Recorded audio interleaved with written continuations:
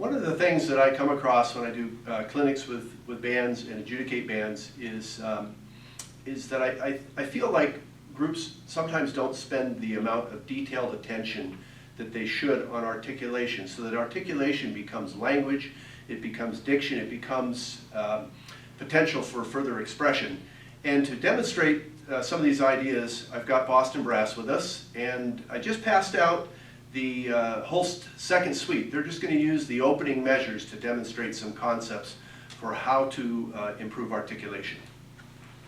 So articulation for the Boston Brass is a very interesting thing. We use it also past the idea of being literal to the music and make it part of the storytelling. So we'll work articulations into the fabric of the dynamic storytelling to tell a better story. So it's incredibly important for us to make a 2-hour plus concert interesting.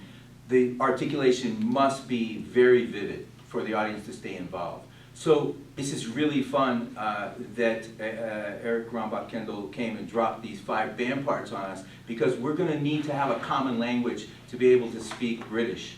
And so what we're going to do is start in the 3rd bar, and we're going to mimic and learn the code as written by Jose Cibaja, who's done this piece a lot, especially with Gary Green. So we're going to learn what kind of staccato from Jose by wind patterning our music, our parts, while he plays his. Ready to go? So bar 3.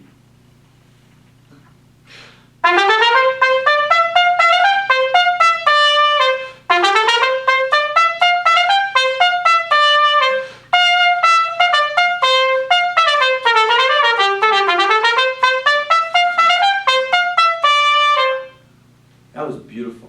Thanks, man. Yeah, and the fact that you're Costa Rican and then you lived in Miami and you still can speak British English is awesome to me.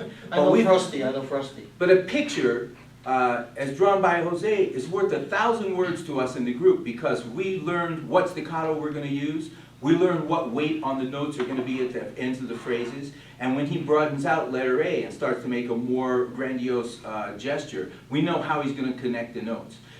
We're making plans when we're wind patterning like that. We're staying involved with him in wind, but we're imagining a sound.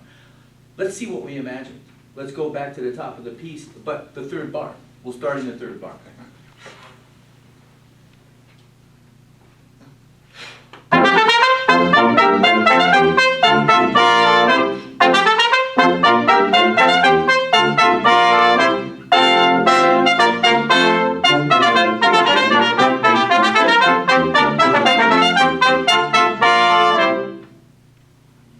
So much more fun to try to speak Jose. So that's an awesome way to quickly get the language put together, because there are leadership people in the management system of any ensemble, and a section leader with great opinion is somebody that you want to follow in terms of articulation language. But let's take it further. Let's investigate the possibilities. Play it as if you play oboe. Okay? And we're going to think of us as a double reed ensemble. So I'm going to play contra, you can play regular bassoon, you can be the English horn player. It all works out, doesn't it? But you have to play oboe d'amore. Good luck with that. Good luck finding a good reed. So now we're all thinking double reed short. We're thinking a whole different thing. You play.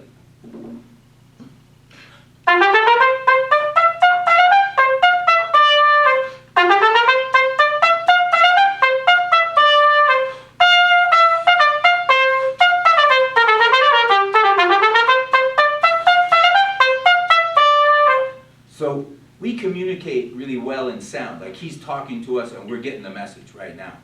But I want to turn it into words for you and the audience today. So for me, he's speaking oboe. One of the first things I noticed that his staccatos, when they're oboe staccatos, they lift. Up, up, up, up, up, up, up, up, up, down. That was really interesting. And then when he made the notes long at letter A, he has a marcato long note. There's a bell to it. Beep, like a perfect reed oboe note kind of thing. Very interesting, you know, what we just experienced. Any other words about this image versus the first one? It's rounder. Rounder, more pure. Wait. More like the Yeah. it's more the sound of one bore of tubing with keys on it. We envy everyone who gets to play like that. We have to play through plates of spaghetti worth of tubing to get things right. So it really was the image of a single bore instrument. Let's play that. Let's play the double reed thing.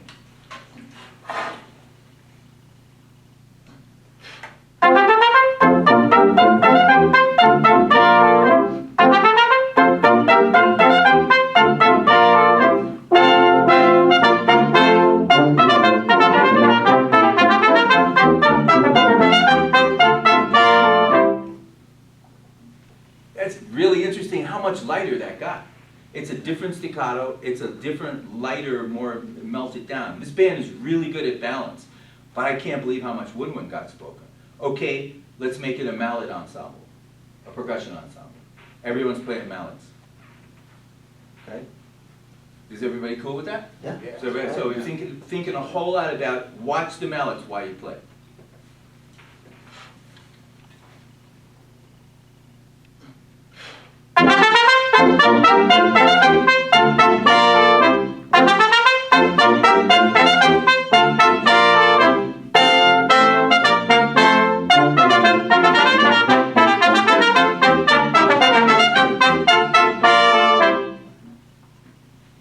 I ran out of bars on my marimba, one of those goes. But this is an awesome thing for us to be able to rehearse in front of you and talk to you about images that cause articulation in language. Never speaking about lips or tongues or apertures or whatever. No, we talk in images. But those images are around us every day. They're in the woodwind section and in the string section. And they're on famous recordings. So to give sound examples is to give a ton of information in a short amount of time. So it's a beautiful rehearsal technique. But now what happens is you've heard us synthesize several versions, and then we decide how we are going to shape it. We need to put a signature on it called Boston Brass. That's what keeps us a group. You need to know it's us when you just hear us. So we'll vote, and the coolest thing about being a quintet is it's never a tie. So we'll decide if we're going to be oboe players or trumpet players or a band, and we'll vote and we'll put together the signature version for us. Interpretation via articulation. Thanks for listening, and I think we should play everybody out. Let's do our synthesized. Let's do our best. Whatever we think is the best way to do this. Here's the Boston Brass version. From the top. From the top? Yeah.